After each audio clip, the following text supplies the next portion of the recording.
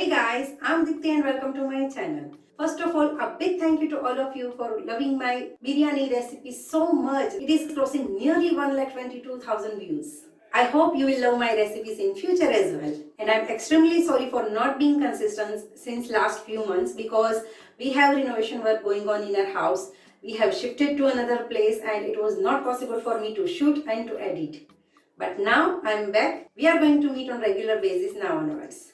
So for today's recipe, I'm going to share you Thai red curry. It goes perfectly well with steamed rice. I have already uploaded a video on how to make Thai red paste at home. If you don't want to make it at home, you can definitely use the store-bought one. Thai red paste is easily available in every superstore. So watch the video till end because I will be sharing you all the tips and tricks. So quickly start the recipe. Make sure you have subscribed my channel and hit the notification bell.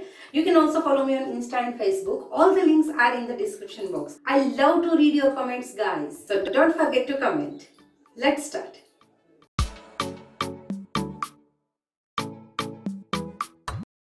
I will start off by taking 300 ml of coconut milk in a pan. Coconut milk is easily available everywhere. You can get it in any superstore. Now heat up the milk. Now this is Thai red paste. I have already uploaded a video on how to make Thai red paste at home. You can easily make it at home and store it in a fridge. Now the quantity of the paste is depend on your taste. If you want more spicy, then you can increase the amount, and if you want less spicy, then you can decrease the amount. Now mix everything well.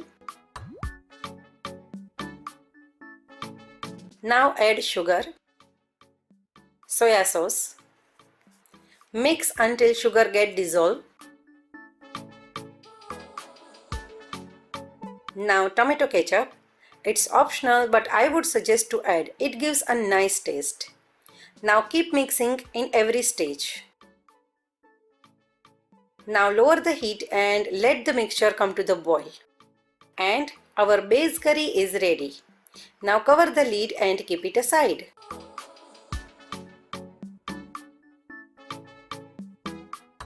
Now for the stir fry veggies, heat up oil in a pan. Coconut oil is preferable, but if you don't have, you can use any oil. Now add garlic and saute it for a couple of minutes.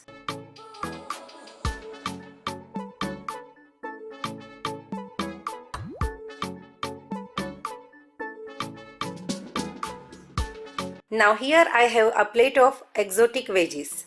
You can choose any of them, but bell peppers and mushrooms gives a particular taste to the curry. Now you can decrease the amount of the vegetables if you don't wish too much crunch in your curry.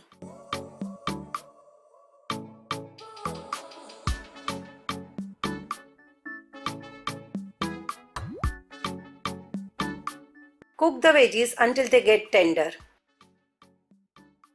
I am adding salt to make the cooking procedure fast. Black pepper powder. Now keep stirring and keep mixing. You can also cover the lid.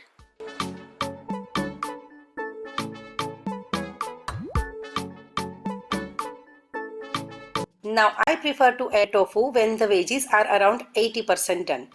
Tofu is very tender in texture, so I am adding it in the last. But at the same time, I also want it to soak up all the flavors. So I will cook it around 1 to 2 minutes. And then we will add prepared curry. Now mix well and add water. I am using the same cup in which I had kept the coconut milk. I don't waste anything. Now on this stage, taste your curry and adjust the seasoning. I personally like my curry spicy and hot, so I am adding more curry paste. But it's totally up to you. Now mix really well and lower the heat and let it boil for few more minutes. Basically, we are keeping it on slow boil. This way all the flavors will incorporate with each other.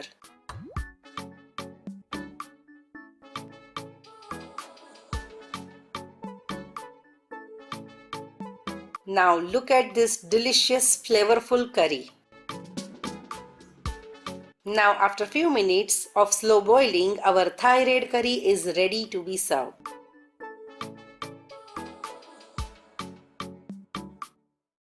It tastes so good with rice. Traditionally, this curry is to be served with jasmine rice, but I didn't get it in my city, so I'm using the normal rice. If you find jasmine rice, then I would prefer to use jasmine rice only because it is so flavorful. And enjoy!